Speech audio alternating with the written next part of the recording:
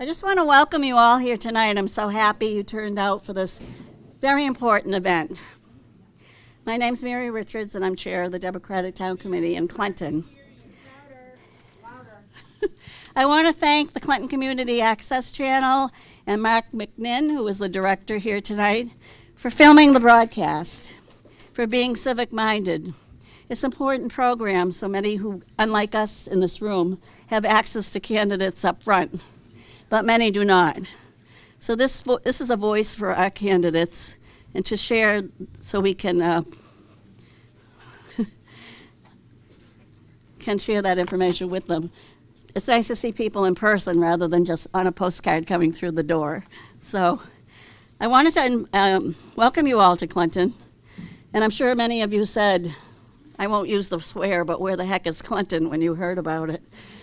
We have a very storied history in politics. In fact, I'm sure that Jimmy Carter's field guy, who was looking for a place for the first town hall meeting in the nation, recommended Clinton.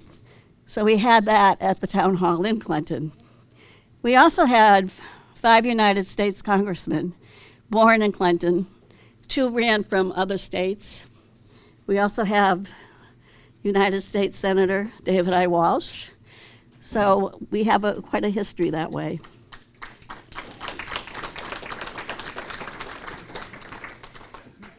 And also we call ourselves small town, a town by the day, what is it? Best town by a dam site. We haven't officially got that or not, but the Wachusett Reservoir and Dam is in Clinton. You took about a third of our land for the dam, but it's a 1,000-foot span dam, and someday come see the dam when you're available. And once again, this is on cable access channel, so I just want to remind people of that. And I think that's all of my notes. We have a process for speakers, and we have a list, and I'm going to introduce Meg Kilcoin, our state representative, just for a little shout out. Say hello. Thank you, everybody, for coming tonight. It is so great to have so many candidates in Clinton. Clinton, as Mary said, has a long history of being active in politics and engaged and caring deeply about building our community and making it a better place. I have the honor of serving as state representative for the town of Clinton and the surrounding communities of Lancaster, Sterling, Berlin, Boylston, and Northborough. And I am so honored to be here tonight to hear what the candidates have to say, to listen to the issues that are discussed and be a part of that process. And I'm also honored to be here before you and serve as your representative and hopefully do so again in 2022. Mary, I really, really appreciated what you were saying about the town, of the story of the congressmen that have served, of people that had direct impacts on the country as a whole and the nation, far outside the boundaries of Clinton. For a very small town that's like 5 square miles long at most, it punches above its weight for sure. And it's so great to see us in person again, to be able to campaign. I see all the nomination papers out there for people to sign. And it reminds me of, when we talk about generational, political activism. I found a note from JFK to my grandfather thanking him for signing his nomination papers back when he was running for Senate in 1952. And this was, I think, before he came to the high school to visit JFK, before he was a candidate for president. Probably be an auction for that paper. I mean, that piece of yeah, we're not giving it up. We're not giving it up. But that is to say that to have so many Democratic candidates here and candidates from all parties here to talk to the voters, to talk to the issues about not just what they're going to do for the Commonwealth, but for Clinton is an honor.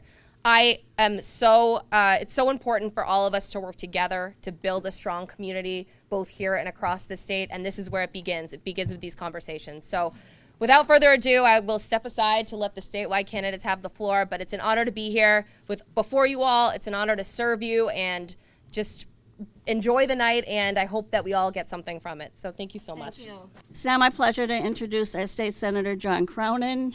Senator Cronin is a wonderful senator. He's really adopted our town.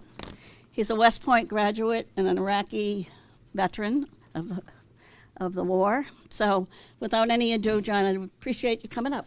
I just want to say thank you to Mary and the entire Democratic Town Committee here in Clinton. This takes a lot of work to pull off, and so can we all just give a round of applause to Mary and Kate and Mary Ellen, everybody who had a hand in putting this together. I'm going to be very brief because we've got a lot of speakers, but I'll start by just saying running for office is really hard. And we've got a lot of candidates here who are running for office statewide, and that is a multi-year slog. And every time I hear these candidates speak, I'm reminded of their dynamism. They inspire others. And this is a time when we desperately need people to step up and serve at every level of government. So I'm excited to hear about their vision, excited to hear them tell about why they're the right leader in the role that they're running for to lead our Commonwealth. And we've got a great group of Democrats running this cycle. So no matter who the nominees are, I plan to be working really hard with my colleague, Representative Meg Kilcoin, to be electing Democrats up and down the ballot. But with that, let's jump right into it. And I'd like to invite my friend and candidate for Lieutenant Governor, Eric Lesser, up. Well, good evening, everybody. Good evening, Clinton. My name is Eric Lesser. I have the honor of being a state senator from the greater Springfield area, and I'm a good friend of both Rep. Kilcoin and Senator Cronin, and I'm running for lieutenant governor. And I thought what I would do is just share a little bit about me, a little bit about what I would like to do as lieutenant governor, most importantly, and if we have time, I'd love to take some questions. So first, I just want to share that, we're here in North Central Mass, and I'm a state senator from the Springfield area. I live in the town of Longmeadow.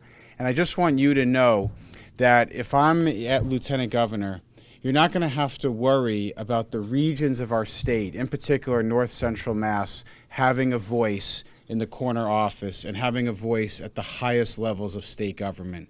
Because let's be honest, the default in our state is for the decision-making to be highly concentrated in the Beacon Hill area and in a handful of zip codes right in and around the Beacon Hill and the State House. And just a few examples of that, the work I've done alongside Senator Cronin and Senator Gove and so many others who are in this room.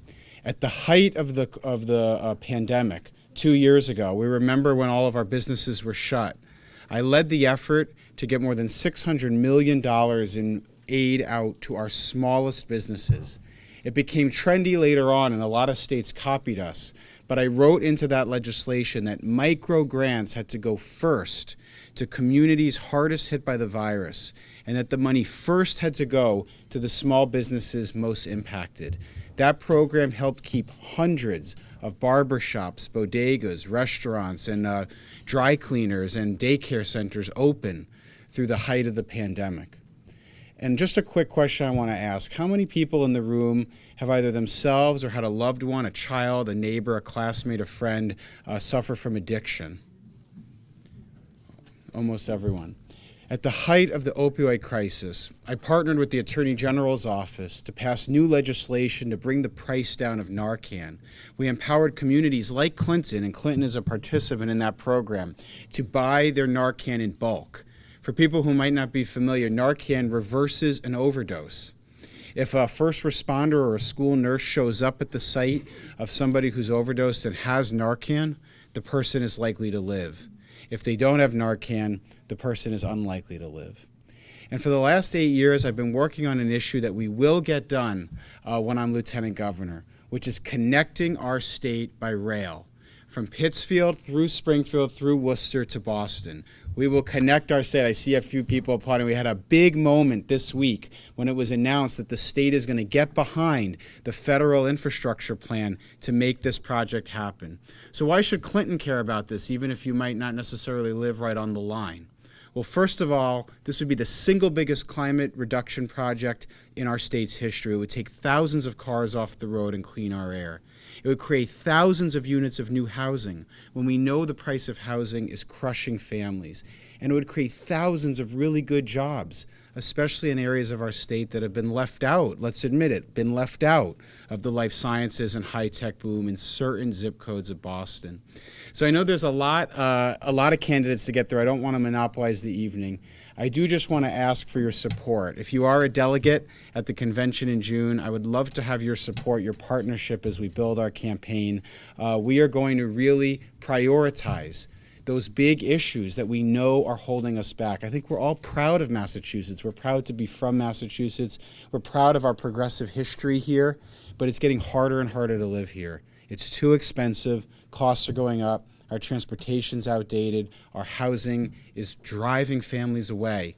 We've got to do those big things to invest in our infrastructure, build more housing, improve our economy. And by the way, just a quick aside, we need to close the wait list at our vocational schools. That's something I'm particularly passionate about as chair of our manufacturing caucus. We could create 7,000 new jobs a year just by closing the wait list at our vocational schools. Think about what that would do for our economy and for our families and for communities like Clinton that have historically been so strong in the trades and in manufacturing.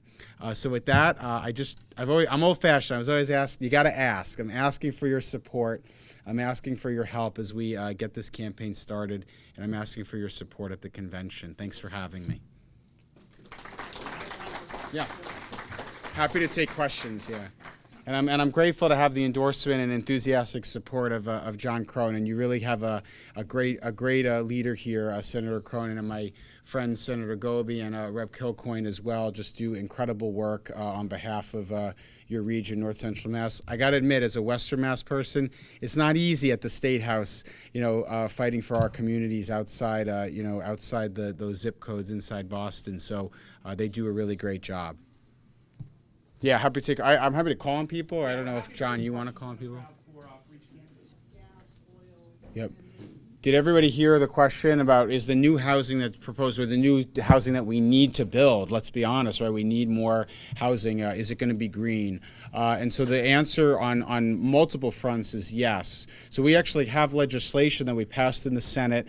There's similar legislation that's already passed in the House. Certainly as Lieutenant Governor, I would make a big priority out of implementing that legislation, assuming that we're able to get it done this session, that would really help transition us to electric homes, renewable homes. Think about, by the way, the thousands and thousands of really good jobs we could create, insulating homes, fixing wiring, fixing and repairing roofs, installing solar panels, just as a few examples. There's another way that the transportation will be green as well, which is just take the rail, for example, right?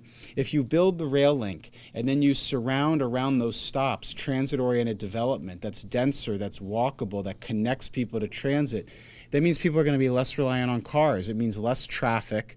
It means a better integration of housing and neighborhoods with transit, which also, of course, means less greenhouse gas emissions. So we've got to think about all of these issues as interconnected. And by the way, that brings costs down because the more housing we're going to build, it's supply and demand, right? The more we're going to be able to offer options for people.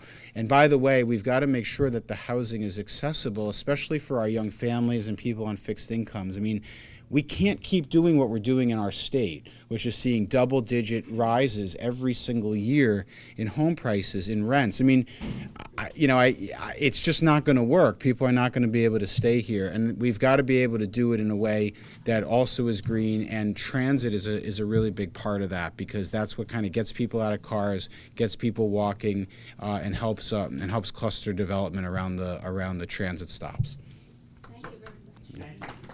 I promise I won't play the Oscar music on anybody tonight, but thank you so much, Eric. Hey, thanks for having me. Thank you. My name's Brett Biro, and I'm running for Lieutenant Governor. And I want to first start by thanking the committee and everybody for having us here today. It's the reason we run. This is the opportunity to talk with you, the voters, about what we consider important. Most of you don't know me, so I thought I would start for just a minute with a little bit about my background and then talk to you about why I'm running. So I grew up in the Concord area with my wife. When I was in high school, this really cute girl invited me to her junior prom, and we've been dating ever since. And so after we got married, went away for a little bit, but moved back to the area, and we raised our 2 kids in Carlisle. And so we know this area fairly well. I also then bought a small business up in Orange, Massachusetts, and I owned that for 22 years. And right now I'm teaching at Babson College, and I've been teaching there for 6 years. My government experience is limited to working in local town government, not in an elective office, but an appointed office. I served on the Town of Carlisle's Finance Committee and also on their Revenue Enhancement Committee, because they're a really small town. They don't even have a stoplight in the town. And so our tax revenues come from residential real estate, 99%. And so we had to look for additional ways to raise revenues to fund our schools and all of our governmental services that we provided. So if I don't have all the experience that the other candidates have, why am I running? And the answer is because I bring a different perspective to the table. I want to talk to you not about the past, but about the future. The Democratic Party and the nation and the state are looking at an economic storm that's coming our way. Inflation is at a 40-year high, and we're looking at interest rates going up next week from the Fed. We're staring the global money center banks tell us we're looking at a global recession coming in 2023. Now, our small businesses were devastated during the pandemic. And as Senator Lesser said, the legislature worked to get them money. It was a necessary but not sufficient condition for getting them to survive. You walk through any town or city in the Commonwealth, and you're going to find storefronts that are empty and businesses that have gone out of business. What we didn't have, and we still don't have, is someone who has extensive experience working in small business and understands what they need to be able to survive and thrive coming into this economic storm that we're going to confront. As a small business owner and as somebody who teaches at the #1 school for entrepreneurship in the world, I think I bring a unique skill set to the table to address that issue. In the education area, we're looking at learning the lessons from COVID. At the same time, 50% of our teachers are thinking about walking out the door. They're walking out the door because they're burned out, just like our medical professionals. They're also feeling massively disrespected, frankly, from both sides, on the mask issue, on the vaccination issue, even from their own administration, because there's not enough resources for them to be successful. My wife is an occupational therapist in one of the Metro West school districts, and I can tell you she's working till midnight every single night, working for her students and trying to make up for the people who aren't able to come in because they've gotten sick, the teachers, when I say the people who aren't able to come in. And she'll tell you it's incredibly hard to teach remotely, and as somebody who's been in the classroom myself, I agree. So when we talk about developing education policy going forward, what do we want to have? I think we want to have somebody who's had experience in the classroom, who actually understands the challenges of teaching and what we need to do to ensure that our students are successful. And we know that our education is variable throughout the state. Yes, the state as a whole does pretty well. It leads the nation. And the nation used to lead the world. It no longer does. And in fact, if you look in pockets, we're hurting. I'm going to just touch on a couple of other issues quickly because I do know we have a lot of people coming. Environmental change. Climate change is an existential threat, and again, Senator Lesser talked about east-west rail, absolutely necessary. Mass transit, absolutely necessary. You'll get no disagreement from any of the candidates on any of the climate change or environmental policy issues. So what do I bring to the table that's different? Two things. First, I served on the board of the largest environmental testing company in North America, and I held companies responsible for it. And second, in 2018, I bought an electric vehicle. And if you haven't had an electric vehicle, then you don't know that you can't go out to large places in the Commonwealth, like North Adams, or where Senator Lesser lives, without making stops along the way to charge your car. And if a 2-hour trip turns into 3 hours and a 4-hour trip turns into 6 hours, you're not going to get the cars off the road until we get it done. Just two issues real quickly, and then I'm finished. The first one is generational challenges. My parents, who are in their 80s, still live in the state, love it, but they're on a fixed income. With the inflation that we're seeing, it's incredibly difficult. And my kids, my son just got married this year, and my daughter is married with 2 kids. Finding housing, any sort of housing that's affordable is a challenge, and access to quality, affordable daycare is equally a challenge. Healthcare being the last issue, As somebody who dealt with both COVID and cancer personally in 2021, healthcare is not being discussed enough. We need Medicare for all. So Brett, we're a little over time. I am done. We've got time for one question, though. Fire away. Well, then let me just say, I'm Brett Bureau. I'm running for Lieutenant Governor. I'd appreciate your support because I believe the Lieutenant Governor's skills should complement, not duplicate, those of the Governor. Thank you very much.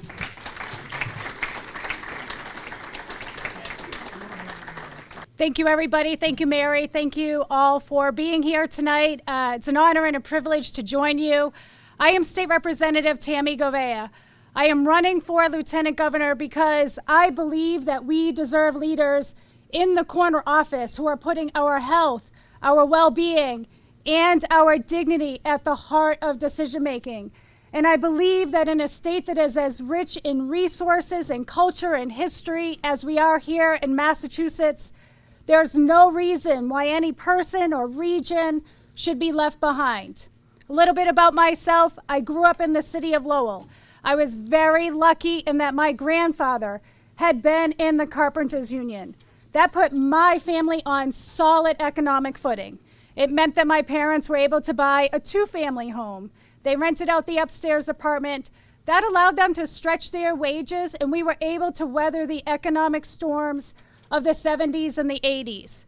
That was not the case for so many of my neighbors, friends, and dear classmates whose families struggled with the indignities of intergenerational poverty, structural racism, and xenophobia. I'm 47 years old. I was coming of age when Lowell became a resettlement location for families fleeing the genocide of the Khmer Rouge. And so I was adjacent to a lot of very painful experiences when I was coming of age. And it was those experiences that instilled in me a deep sense of empathy and a desire to give back to my community. It's why I've been a social worker for the last 25 years, leading on key issues, including environmental racism and the opioid crisis. In 2007, so early in the opioid crisis, I noticed that the city of Lowell did not have a substance abuse prevention coalition, but all of the suburbs surrounding the city did. So I got to work. I met with the city manager, the chief of police, the local leaders of the public health and the healthcare organizations, and we formed the Lowell Roundtable on substance abuse prevention. And within a year of forming that coalition, we secured $1 million and went on to secure millions more. Unfortunately, like so many communities in our state, that coalition must continue to exist because the opioid crisis has gone unabated because of the greed of the Sackler family and other like manufacturers of opioids in our state. I've been a state representative for the last 3.5 years after moving to the town of Acton 14 years ago when I became a single mom. And I've been very proud of the record that I've already achieved in such a short time in serving in the Massachusetts House of Representatives. I passed net zero stretch code legislation that made it into the roadmap bill to address buildings as a source of greenhouse gas emissions so that we can accelerate our pace to achieving our state's climate goals so that we can be sure that we have a sustainable future for our children, grandchildren, and beyond. Passed legislation to get fentanyl test strips out to people who are using substances right now to this day to make sure that they can test the presence of fentanyl in drugs that they are about to use. It is an effective, proven harm reduction strategy. Been very proud of getting that passed in the last 3 budgets in the Massachusetts legislature. Leading on issues and standing up with our working families, standing up for LGBTQ rights, and making sure that we are doing all that we can do to support criminal justice reform and racial justice in our state. As your next Lieutenant Governor, I will put the health, the well-being, and the dignity of every single resident at the heart of decision-making because I know what it feels like to live with financial insecurity, to go to bed at night with shame and worry for what the next day is going to bring because I've been a single parent for the last 14 years and I have lived with and experienced the indignities of what it means to have a zero bank account and look and see, oh, tomorrow it's going to be negative. So I will bring my personal experiences, my professional expertise as a doctor of public health and as a social worker as your next Lieutenant Governor. I humbly ask for your support. I ask for you to join us in this campaign. I look forward to seeing you here and at other events along the way. I look forward to seeing you at the convention if you are a delegate. I look forward to seeing you at the primary. Thank you so much for the opportunity to be here for a few minutes tonight. And if we have time for a question, I'd love to answer one. Thank you. Any questions? All right, well, thank you so very much. Be well and take care. Mary Richards told me I needed to get in front of the podium to introduce candidates, and I know enough about self-preservation to do what Mary tells me to do. So with that, we're moving on to the next statewide office. I'm pleased to introduce candidate for auditor, Chris Dempsey. Good evening, Clinton Dems and others from North Central Massachusetts. It's great to be with you tonight. I'm Chris Dempsey. I'm running to be your next state auditor. I'm running as the son of public school teachers, and I saw my parents throughout their career digging into their own pockets to pay for school supplies for their students, as we know public school teachers do to this day across the Commonwealth. I'm running with great pride for Massachusetts, its history, the places where we've led, but knowing that we've fallen behind in everything from transportation to broadband access to racial equality. And I'm running because I've seen that when decisions in state government are made behind closed doors and with a lack of public accountability, that those decisions benefit people who are well connected on Beacon Hill, but they don't benefit families like mine and like yours and the people that we've met on this campaign trail from Pittsfield to Provincetown. So I'm running to be your next Chief Accountability Officer, and I have the background, the experience, and the toughness to do that job for you. I served as Assistant Secretary of Transportation for Governor Deval Patrick. While I was there, I co-founded the MassDOT program that created all the smartphone apps that tell you in real time when your bus or your train is going to arrive. I'm sure you all will agree that the MBTA is not known as a place for innovation. It was when I was there. We made the MBTA the very first transit agency on the entire East Coast to make those apps available to riders, and all of the RTAs in Massachusetts, Worcester RTA, MART, and others now have that information available for bus riders. So I've worked inside of state government to reform it and make it work better for all of us. But I've also worked outside of state government to stand up to protect the public interest. In 2015, the most powerful business and corporate interests in Massachusetts got together behind closed doors, and they hatched a plan for the Boston 2024 Olympics. And that proposal, as exciting as it was for many of us, required that all of us as state taxpayers cover 100% of the Olympic cost overruns. Whenever I'm in Central Mass, I say, if you liked the big dig, you would love the Boston 2024 Olympics. Billions and billions and billions of dollars of cost overruns that all of us as state taxpayers had to cover for that 3-week event. And that didn't sound right to me as someone who knows that we have urgent needs in public education, in public health, in transportation.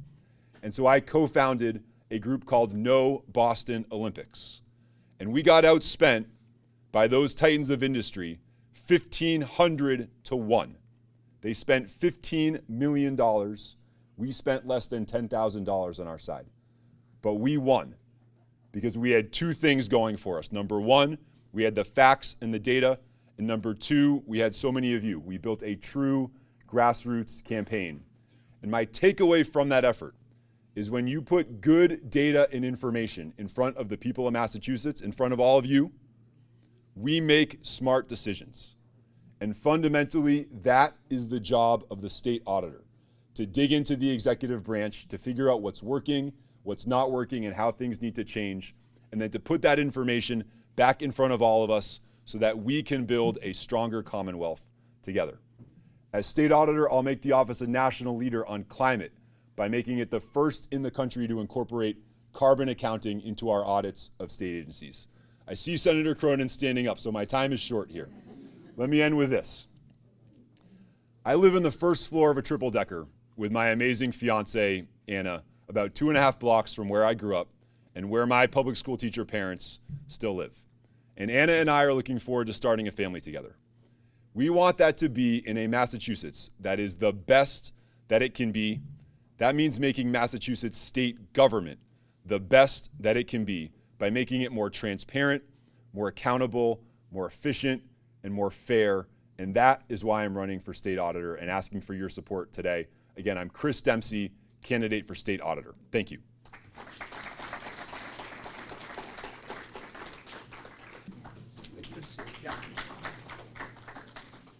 All right, next it's my privilege to introduce my colleague in the state Senate, Senator Ann Gobe, who is a surrogate tonight and speaking for Senator Diana DiZoglio, who is also running for auditor. I'm very pleased to be here, and thanks to John and Meg for letting me come into your district, although I do have to admit, I may have visited the Crystal Cafe on occasion. I have been down the street there. And Mary, when you were talking, thank you for putting this together. You have a great crowd here tonight. When you were talking about the Wachusett Reservoir, it was making me think, because in my district, by the way, I'm Ann Gobe, my district goes a little bit further west, although I'll be coming into Sterling, which will be one of the new towns in my Senate district, so I'm looking forward to that. But the Quabbin Reservoir is part of my district. And when you think about it, the towns of Dana, Enfield, Greenwich, and Prescott were taken off the map. And those people lost their homes, they lost everything to provide water, right?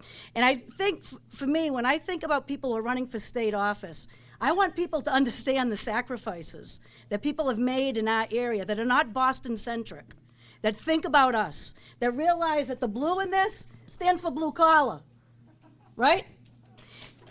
And that's why I'm supporting Diana DiZoglio. Diana is a good friend of mine, and for the past several years, we've sat literally right next to each other in the state Senate. And those of you who have workmates, I think you know sometimes, you get to know people you work with pretty darn well, right? I mean, I've spent more time with Diana the last several months than I have with my own husband, which may be good or bad, I don't know. But part of her background, and you talk to people, because in the Senate we have, and like today too, John, you know, we have some downtown time, and you get an opportunity to really meet people and to find out what they're about. Diana was born to a teenage single mother. You know, she spent a lot of her early life going from home to home and home, a lot of instability. She put herself through community college. She did so well that she earned a full scholarship to Wellesley. And she just worked, and worked. When she came into the Senate, when she came into the House, into the legislature, she didn't come in as a representative. She came in as an aide. And she had some trouble. She had some issues there. She had some problems. And what ended up being, not because that she caused them, but she ended up having to sign some non-disclosure agreements. And she made it her duty to make sure that no one else in the state Senate, in the state House, would ever have to sign a non-disclosure agreement.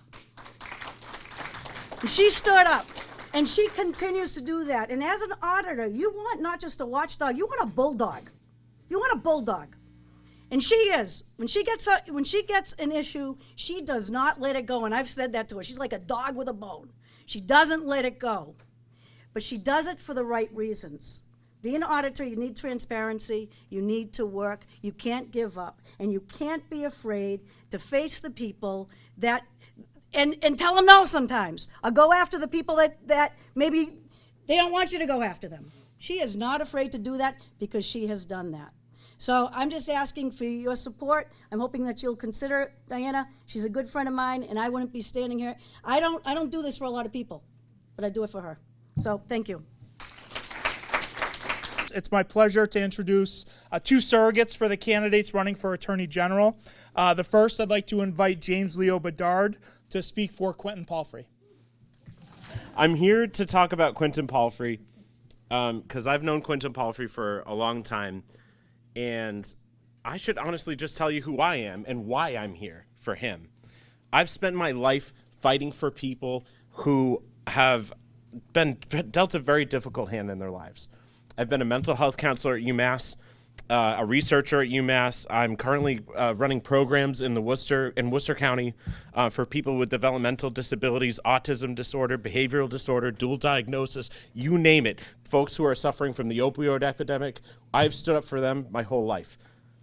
I come to you as someone who has worked in our prison system, someone who has fought directly against institutional violence, something that within each piece of our system, there are people who are suffering, not as a result of their own misdoings, but as a result of a failed system that creates violence in people's lives. We all know somebody who has dealt with that. The reason I'm here for Quentin is because I believe in him. I know that when Quentin is our Attorney General, he will stand up for us every day. I know that when Quentin is our Attorney General, he is somebody who we will be able to, who's people like me, case managers, mental health counselors, folks in drug rehabilitation, folks who are literally on the front lines of our most difficult social situations in our Commonwealth. We know that Quentin will stand up for us, that he's somebody who we can rely on, not just because he's a nice guy. We know him from when he was our nominee for lieutenant governor previously. Many of you have met him. You understand that he has that capacity for empathy, for kindness in every interaction that he has. But with that, he brings such a profound level of political gravity, something that is missing from our dialogue.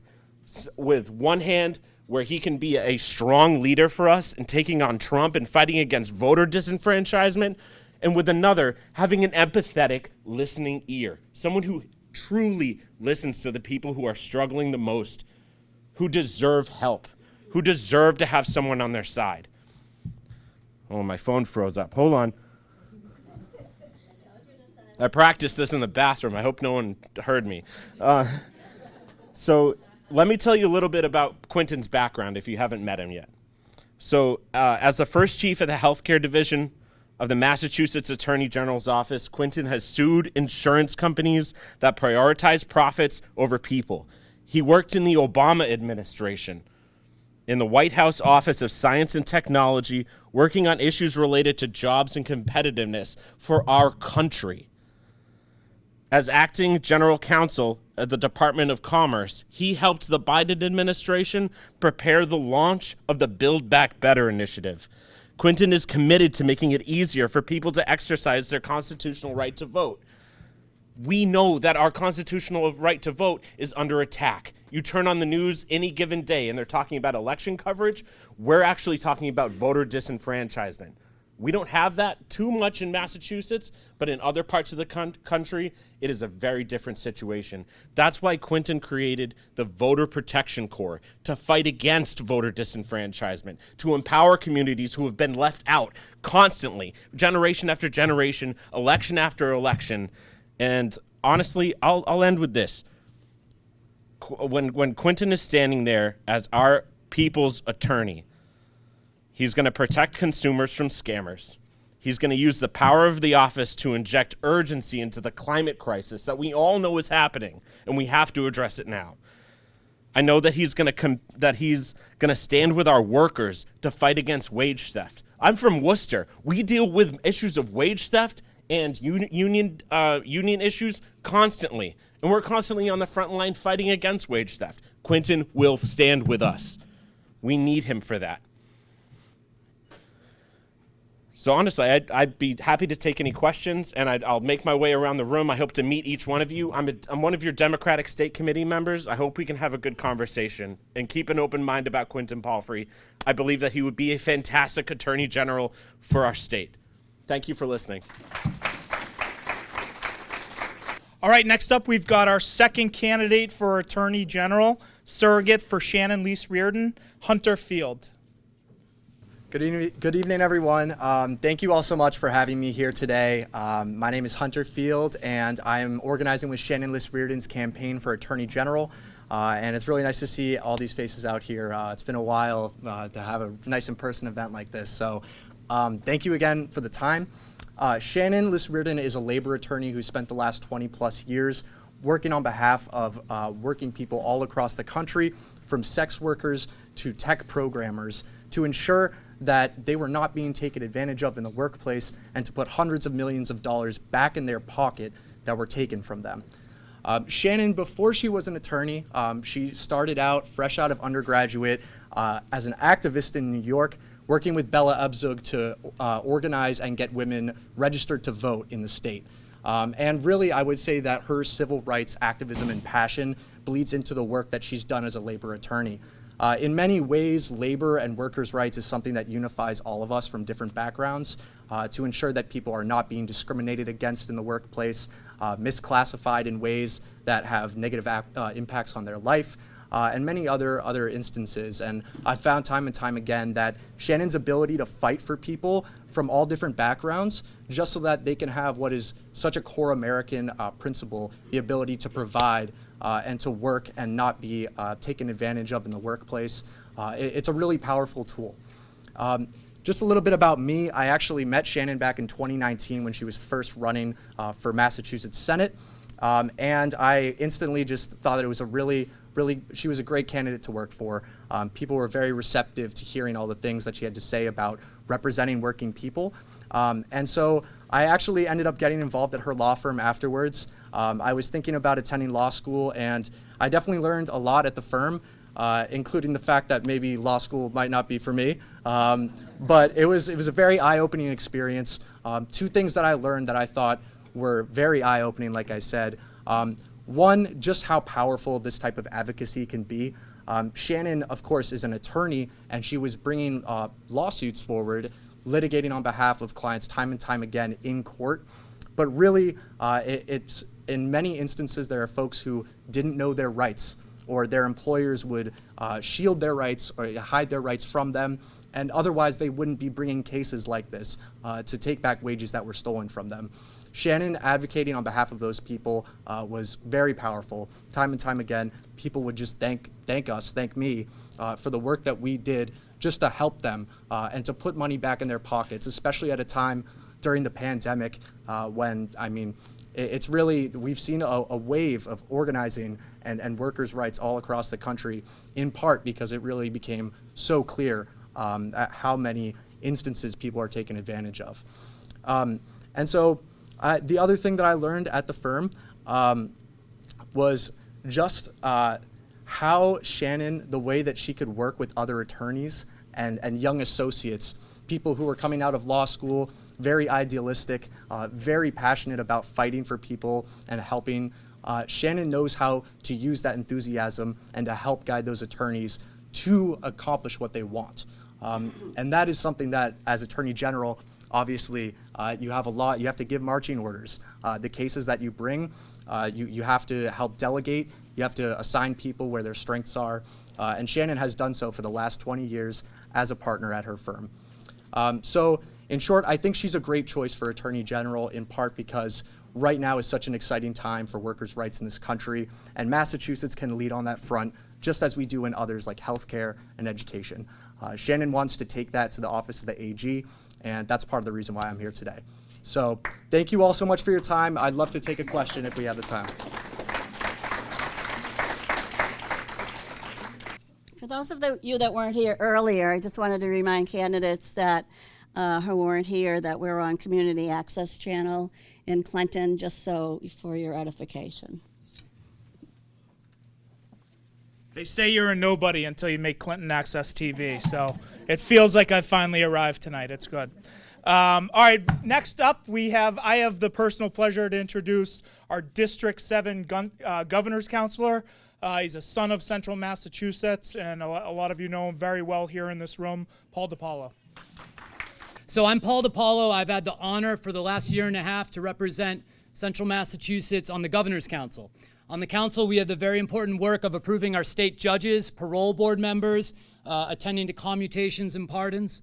I'm an attorney. I'm a former special education teacher. I've built and taught within alternative programming for at-risk kids. How did my journey start to get to Governor's Council? It started in my first internship in law school when I was in the Suffolk County District Attorney Child Abuse Division. And I saw things that no child should ever have to experience. And what I saw was, when we were prosecuting the abusers years later, the children who were victims of that abuse, in their late teens, in their early adulthood, a majority of them were in our jails. If you hang out at the Worcester County Juvenile Court on any given morning, you're going to see overwhelmingly kids living in our foster system, kids dealing with ongoing abuse and trauma, and it's disproportionately Black and Latino boys. What happens to these kids? If we don't get them on the right path, They're going to end up in jail as adults because we're sending them to group homes where they don't feel safe. They're running away for their own safety, and the state is punishing them and building up a record for them that follows them into adulthood. What happens when they land in our House of Corrections as adults? When you have unaddressed childhood trauma, it doesn't get any better in our jails. The Donald Trump Department of Justice asserted unambiguously that in Massachusetts, our Department of Corrections is routinely violating civil rights by denying access to mental health care. It's absurd. I'm fighting for judges who are going to utilize rehabilitation programs, diversion programs, evidence-based programs that are going to end the recidivism and the revolving door that we have in Massachusetts. I lost my train of thought. That's unbelievable. That never happens. So, what is the work I'm doing? We have so much backlogged cases in our Worcester Juvenile Court. Kids dealing with abuse at home. Kids dealing with dangerous group homes, like I said. So much so that Senator Moore, one of my senators from Worcester, fought to add a juvenile court seat to the Worcester Juvenile Court. That seat has sat empty for 2 years because our administration has refused to put a candidate forward. And I can tell you that the very first thing I did after I was elected, before I even took office, was to dig into the pool of candidates who were going through diligence by the administration and find one who was going to be the perfect fit for our juvenile court. I've dealt with these kids in juvenile court. The Black and Latino boys who I've dealt with, they tell me that representation matters. They tell me they notice in the courtroom when no one looks like them. I'm not interested in arguing with them. I'm interested in doing right by them. And I'm going to fight until we get the right juvenile court judge in Worcester. If you like what I have to say, help me get on the ballot. I need your signatures if you didn't sign yet. I went over. I apologize. But thank you so much, Clinton. And Paul asked me to remind everybody, do not leave this room until you sign his nomination papers, please. All right, next it's my privilege to introduce the Registrar of Deeds, Kate Toomey, who is a speaker and surrogate tonight for the Secretary of State, Bill Galvin. So short and sweet, because that would be what Bill would do, but he's also my boss, so we're going to keep it short and sweet so I don't get into trouble. So Bill Galvin, as you know, is the incumbent Secretary of State. He's been in the office since the mid-1990s. He just asked me to point out a few things because he really wanted you to just kind of reiterate what he always kind of he called me this afternoon. I'll be honest. He called me at 3:30 and said, "Katie, I can't make it. Can you help me out?" And I was like, "Sure." I love Clinton. Just so you know, last time I was here for Polish food, awesome. So he just wanted me to point out these 6 points today. At this point in time in national history, the conduct of accessible, honest, accurate elections is critical to our national future. It is the necessity of faithful election administration has ever been more obvious. He has a successful record of innovation and methods of increasing voter turnout while maintaining accurate and transparent results. And he wants you to know that almost all of our elections have a record voter participation. And finally, he has come up forward and he fully supports same-day voter registration. That one is near and dear to my heart as well, which is why I agreed to be here today. He wanted you to know that as a result of the 2020 census, yes, 2020, the year we don't talk about because of COVID, the liaison for Massachusetts' hard work saw that Worcester had an increase in their population of over 200,000 for the first time, thereby increasing their federal funding. So at this point in time, yes, thank you, that's very important in the big picture. At this critical time, we need Secretary Galvin and his expertise and experience to continue forward as the Secretary of the Commonwealth and to do the job that he knows how to do, and he does so very well. So I thank you for your time. I will not be taking questions for Secretary Galvin, only because if you can't tell, I'm a little hoarse. I've suffered Easter colds and germs. I got Easter germs. So I'm kind of losing my voice as we go. So Mr. Galvin would like to thank you for your continued support. And those of you, if you've never supported him, to please consider supporting him this year in his bid for re-election. Thank you for your time. All right, now we get to introduce my good friend and colleague, Representative Megan Kilcoin. That's it. So I'll keep this brief because I already had the pleasure of speaking to all of you. I also will be on the ballot for 2022. I have the honor of being elected in 2020 alongside Senator Cronin to represent the town of Clinton, Berlin, Boylston, Lancaster, Sterling, and Northborough. I always want to make sure I remember all my towns. It's quite the list. But, you know, it's been a very incredible and interesting time to start serving in public office, but also a very challenging one. And when the senator and I were running, we ran at the same time. We were running in the middle of a pandemic. And we knew that the country and the state were facing incredible challenges. And we were crazy enough to think that we could make a difference, but in all seriousness, I think when I was running, I knew that we needed to make sure that we had people that could deliver for our communities, that knew how to produce results, that knew how to work with others and their colleagues to try to find solutions to huge problems that they were facing.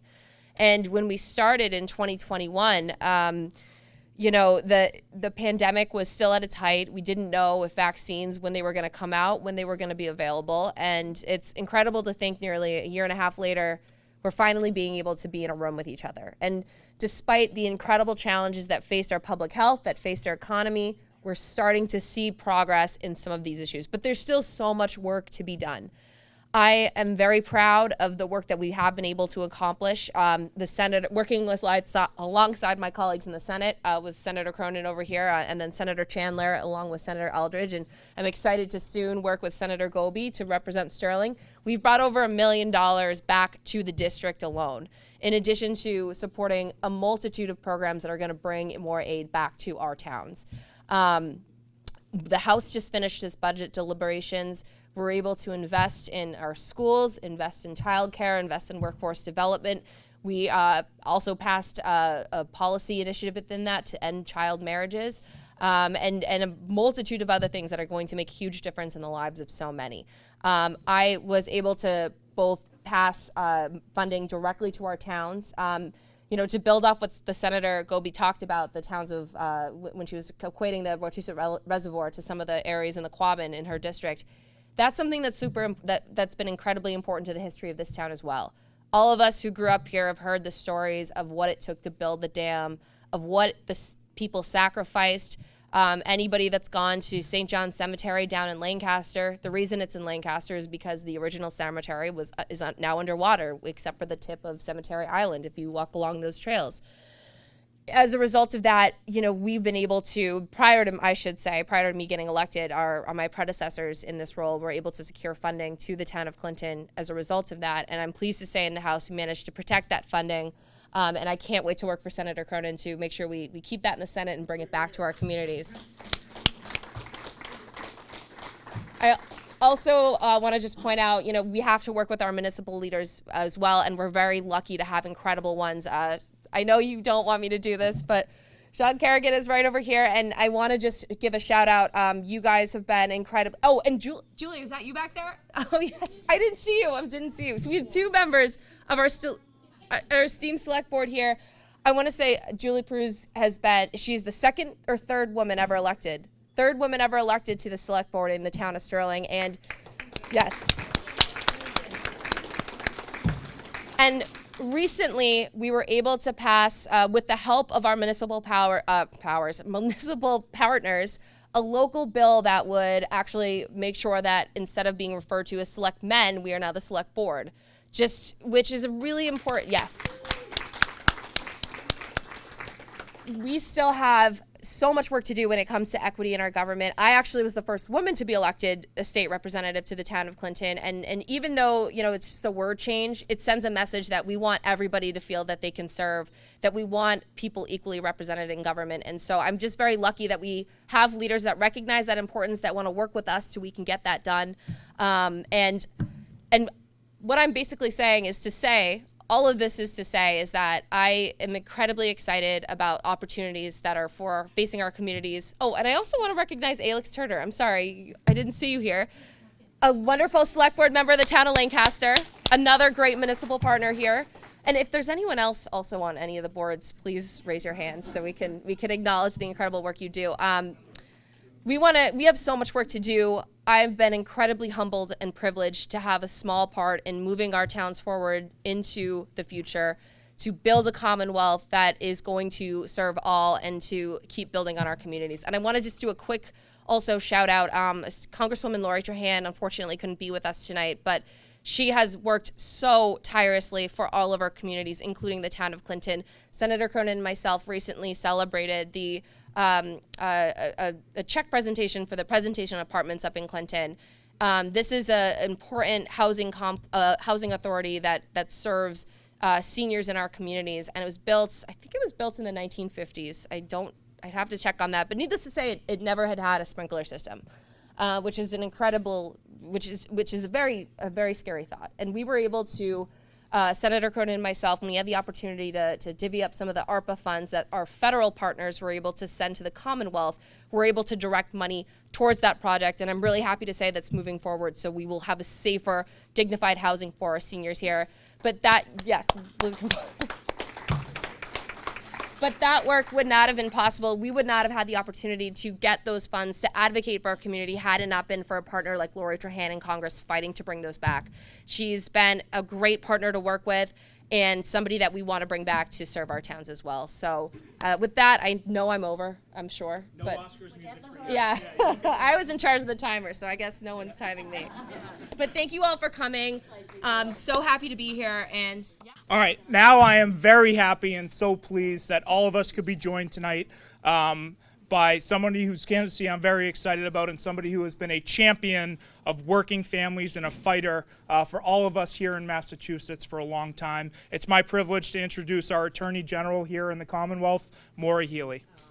Thank you so much for the opportunity to be with you here tonight. It's an honor to be here, to be here with some of my colleagues in government. You're so lucky to have them. They are amazing.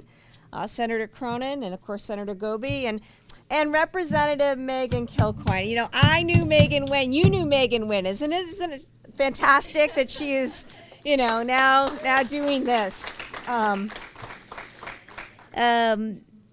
I'm also thinking of Hank Naughton tonight, who we came to know back in 2014, and he's become a dear friend. I know he's actually doing military work this evening. But it's just wonderful to be with all of you. And it's wonderful. Mary's such a force. She is such a force. Yes. Oh. So I am, look, are you going to hold it against me? No, it is, I mean in the best possible way, because that's what we need now, Democrats, okay? Because we got to go out and win the corner office and every single seat up and down that ballot. And this is the team that's going to get it done. So just a little bit about me, okay? I come out to this part, you know, I live in Boston. Don't hold that against me.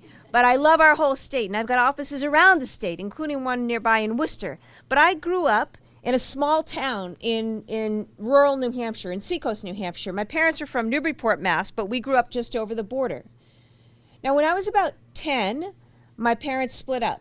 I'm the oldest of 5. And I remember my mom did 2 things. We lived kind of surrounded by, we were in the woods, and there was just dairy farms and apple orchards in our town. So we didn't have a lot of kids around. First thing she did is she sold her wedding ring, and she used the money to pave half a basketball court out behind my house. And we sat out there and played ball all day.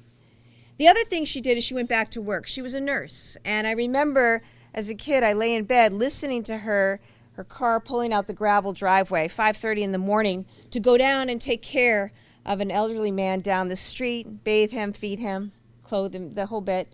And then she'd hustle home to get us breakfast and then head off for her job as a school nurse. She's still nursing to this day, actually, as a school nurse.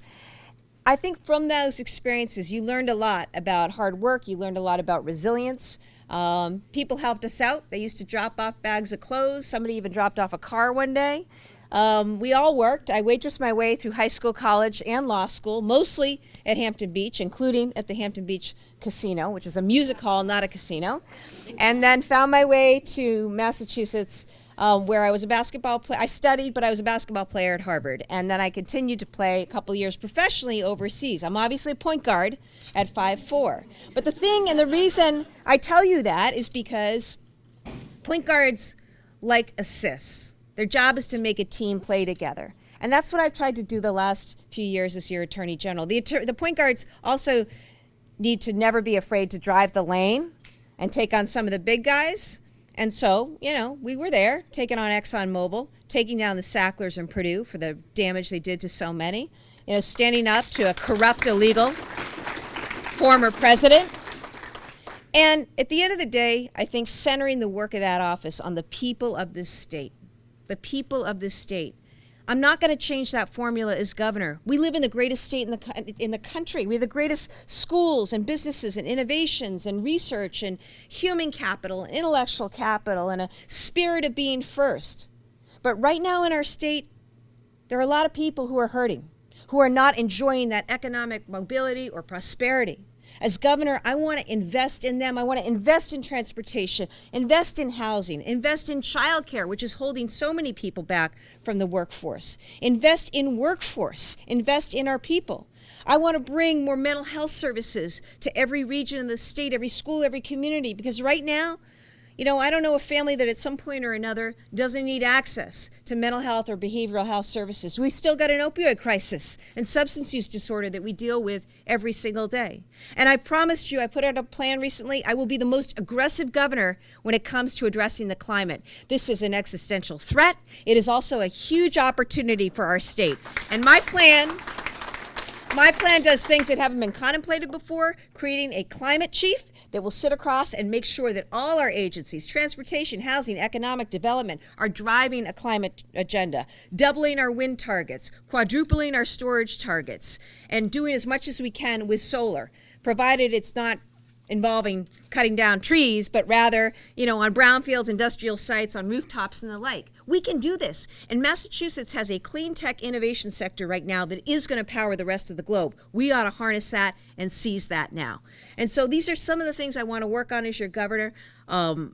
These are challenging times. They're daunting times. But for us as Democrats, we have an opportunity to bring people together, to move this Commonwealth forward. And that's what I want to do as governor. I hope to earn your support tonight. I hope to see you all in a few weeks in Worcester. That's where I had my coming out party years ago, back in 2014. And I'm really looking forward to the return.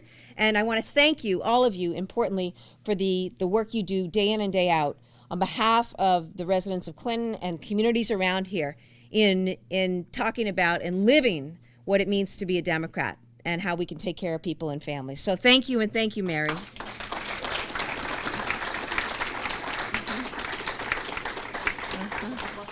Sure. Somebody's got to have a question for them. Yeah, I've supported progressive taxation as a general matter. I will say this, I'm also a proud supporter of the Fair Share Amendment, and I hope we see that, go through.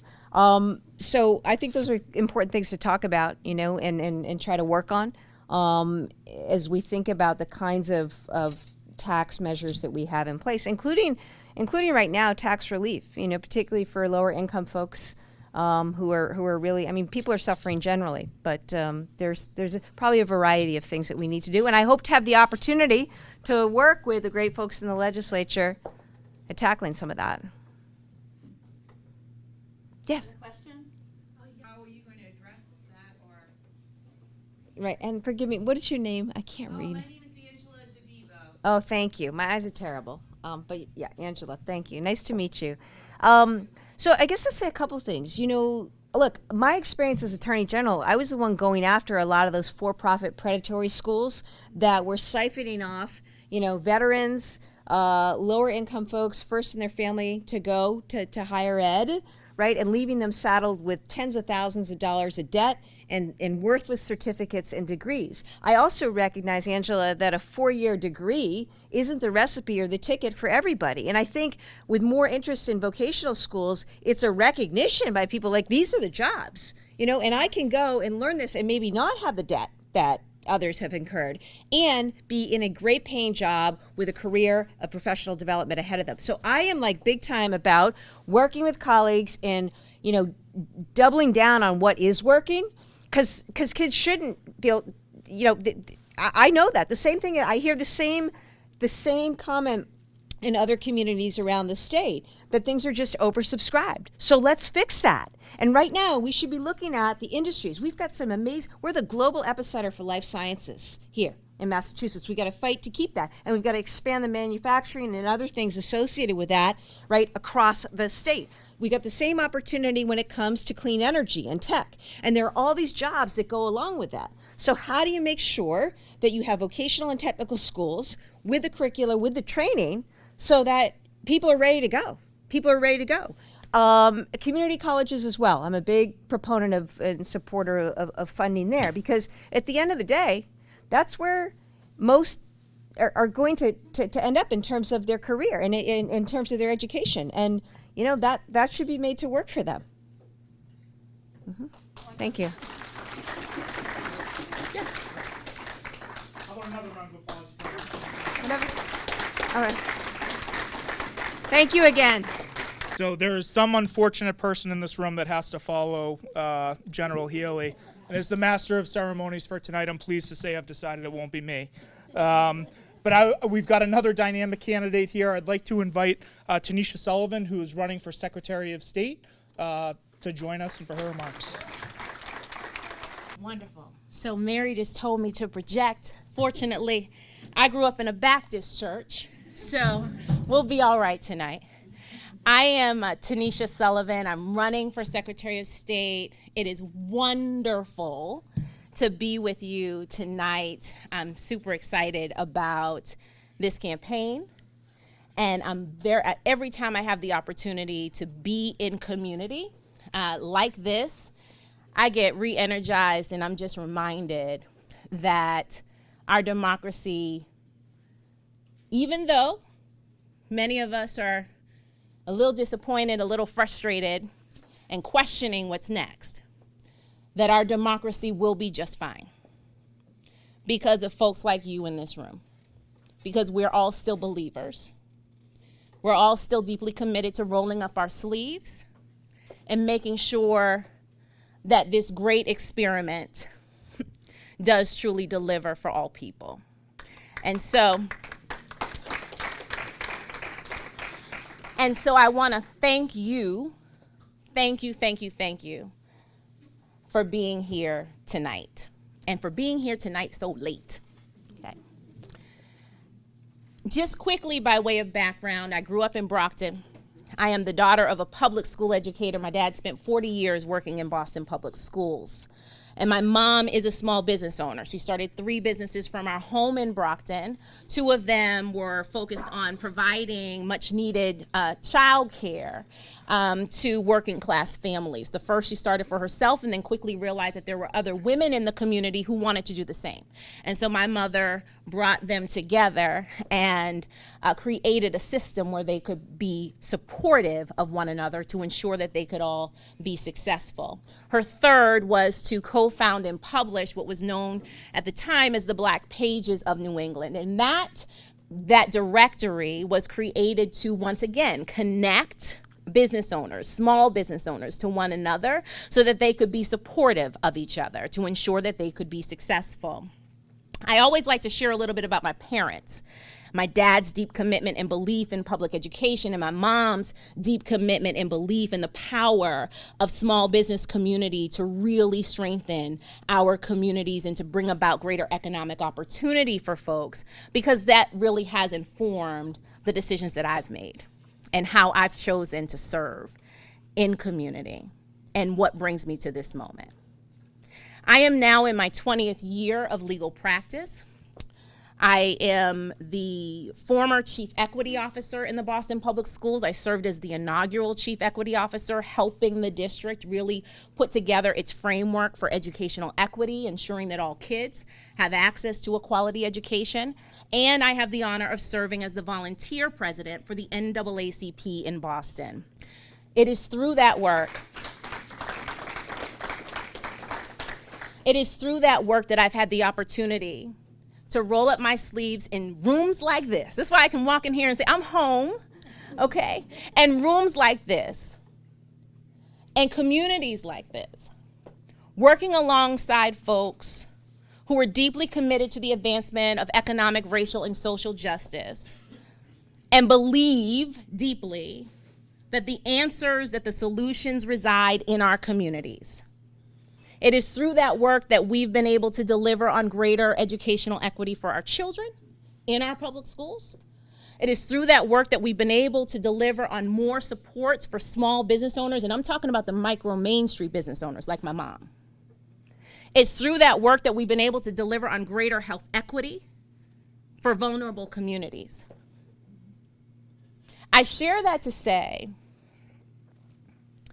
that in this democracy, I have experienced the great opportunities.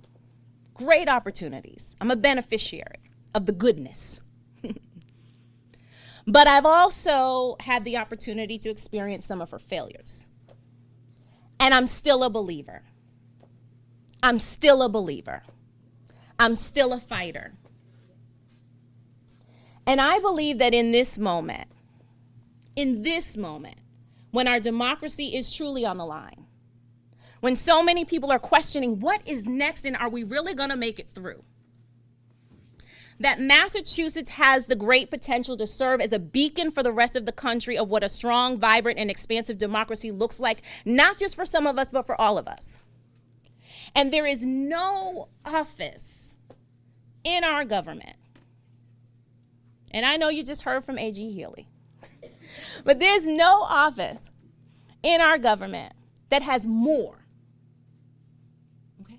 potential to help us deliver on greater opportunity for all people than the Secretary of State's office.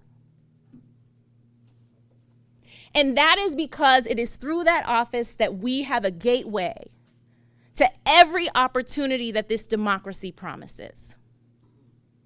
Every opportunity.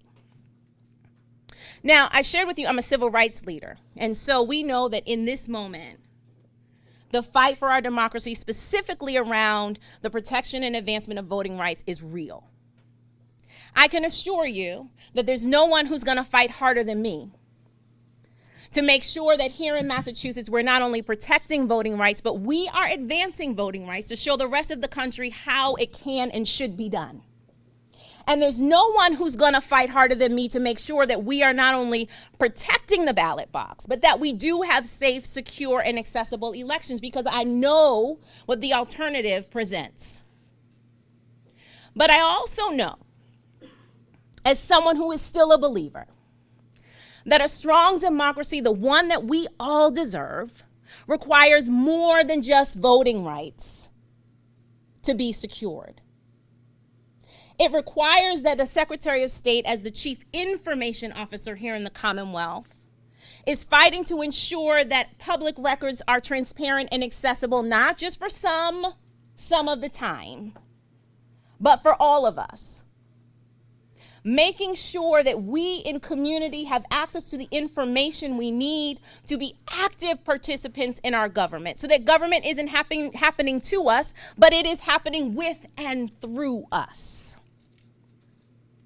I know that a strong democracy, the one that can truly deliver on the promises of freedom, justice, and equality for all people, is one where there's economic opportunity for all of us. And so it is through the Secretary of State's office, through the Corporations Division, that I believe that there's greater opportunity for us to provide more supports to our small business owners. My point here, friends, is that I believe that this office must be transformed from one that is purely focused on administration, transaction, and bureaucracy, into one that is deeply committed to being a gateway to opportunity, deeply committed to being engaged in and with community, and deeply committed to delivering on a truly inclusive democracy. Thank you very much.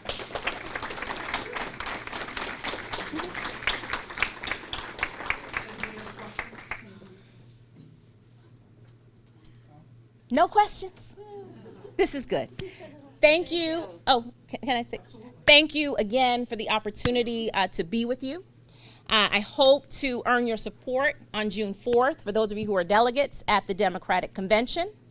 And I also hope to earn your support on September 6th, if not before, when you cast your ballot in the primary. Thank you so much. All right, we've got two more candidates tonight. Is Gail Petty here to speak for Joe Petty, candidate for state senate in North Central Mass or Central Mass? So I'm Gail Petty here on behalf of my husband, Mayor Joe Petty, who's seeking candidacy for state senate in the 1st Worcester District, which takes on part of Worcester, West Boylston, Bolton, Berlin, and Northborough. So I got that right, I think. Okay. Joe wanted to be here, but unfortunately he has some official duties and commitments in Worcester tonight. The city is picking a new superintendent, and they're holding several candidacies interviews. And so it's an exciting time, but unfortunately the schedule permits him from being here, so please accept his apology. So you get me. Joe and I share a lot of the same hopes and concerns as many of you in this room. We raised our 3 children in Worcester, and Joe has shown us over the years in his public service as a city councilor and as a currently mayor for 6 terms, that he has fought hard for good schools, strong economy, and opportunities for everyone, not just a select few. I might be slightly biased, but I know firsthand that he has an amazing amount of energy and determination. He has never slowed down or takes anything for granted, not as a husband, not as a father, and not as a public servant. He makes me proud at all 3 levels, and he's the type of public office he holds the type of public office that makes one appreciate local government. Joe has a very simple philosophy. He works endlessly to bring people together, not to divide, and he solves problems with common sense and solutions. Over the years of his public service, Joe always would tell me, there's more to do, more to learn, and more to give. I've seen this again and again over the years, and his remarkable ability to grow and adapt to the constant changes in our community, society, economy, and environment. And he does get results. And I'm proud in saying that Joe has brought in over $500 million in school investments, invested in senior wellness centers, has built largest municipal solar array in Massachusetts, has provided support and resource sources for food insecurities, mental health, and refugees, and has initiated the efforts for the Worcester Woo Sox to come to Central Mass. I could go on, but I was told I only had 3 minutes to talk, thank God, so. I've also really saw his steady hand as we face this global pandemic together, and his ability to use resources so efficiently and effectively and hold the community together as we face these challenges. But with all of these accomplishments and the proud legacy that he has built in Worcester, what strikes me the most about Joe is that he truly listens. And that's something that I can attest to as his wife firsthand. He shares with me constantly the many conversations he's now having along the campaign trail, and he has been eager to hear directly from you about what matters the most to you. The towns of this district deserve a representative in the State House who will listen, learn, and lead with your best interest at heart. Whether it's a new library or an infrastructure planning or smart use of your tax dollars, Joe knows that he is accountable for you, and he will show up for you every single time. Thank you for tonight, and I hope you all consider voting for my husband, Joe Petty, for state senator. If you have any questions, you can come see me afterwards, and I'll give you his contact information. All right, so I think I am the final candidate for tonight. Ann Goby texted Meg Kilcoin and said, make sure John is quick. So if I go over 2 minutes, please give me the hook. I want to start by just saying thank you to everybody in this room. I had the privilege to be one of 3 candidates of the 200 seats in the legislature that were up in the last cycle to beat an incumbent. And we did it in an election where there were more than 80,000 votes cast by 1%. And as I look out in this room, I think of Patricia Ward, who's deep in conversation right now, on a phone bank with me in July. And I think of all the standouts, Mary, that we did in Clinton and how hard everybody worked so that I had the opportunity to go and serve and represent the town of Clinton in the Massachusetts State Senate. So I'll start by saying thank you. And it is not lost on me what an incredible privilege it is to be your state senator. I was reading the Globe last week, and I'm constantly reminded of what a special town Clinton is and what a special place this is. And if anybody is looking for some reading before they go to bed, go to Sean Kerrigan's Facebook and read the Globe article about Fuller Field here in Clinton, the oldest continuously operating baseball field in the world, right here in Clinton. So I think what's important to all of us to build trust is to use our roles as elected officials to go and to deliver on the things that are important, to the issues that you see and the things that you know are unmet needs in your communities. And I want to talk about three things really briefly before Ann Gobe yanks me off the stage tonight that I've been able to partner with Representative Meg Kilcoin on. The first is schools. Because of the legislature's commitment to fully fund the Student Opportunity Act, this year in Clinton, Clinton is receiving more than $2 million more than last year from state government to fully fund our schools. That's going to make a difference in a lot of kids' lives in Clinton. The second is the historic water rights, $500,000 in the state budget that Representative Kilcoin secured in the House budget that passed this week, and we're going to continue to advocate for those historic water rights here in Clinton. And I'm glad I've got a bulldog partner to do it with me. And the second is seniors. Clinton is a special place because of the infrastructure and the buildings and the history behind it. And making sure we preserve our infrastructure is so key to making sure this continues to be a special place that we can hand off to the next generation. Representative Kilcoin and I were able to secure $125,000 for the crown jewel of the town common and the Clinton Senior Center, and we're going to make sure that remains the crown jewel of the entire town for the next generation to come. And so I'll end just how I started. Thank you. Myself and Representative Kilcoin and candidates up and down the ballots are going to be fighting Republicans to keep our jobs and to keep working for you. And I just want to tell you how grateful I am for your past support. And I'm here again asking for everything you can do to help send us back to Beacon Hill, to be your voice and to advocate for this great town. So thank you.